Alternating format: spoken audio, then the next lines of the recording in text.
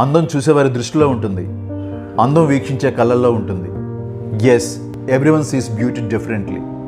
So, what is ugly to someone might be beautiful to someone else. Friends, beauty doesn't exist on its own, but it is created by observers.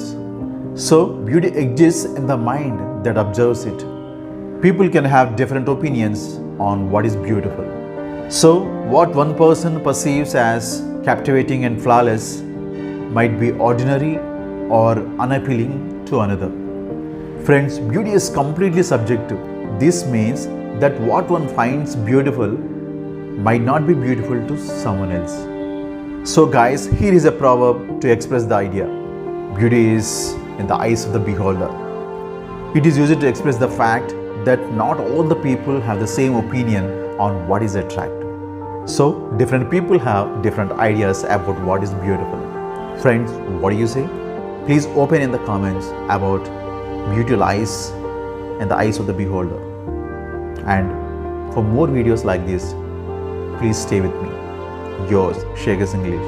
Bye-bye.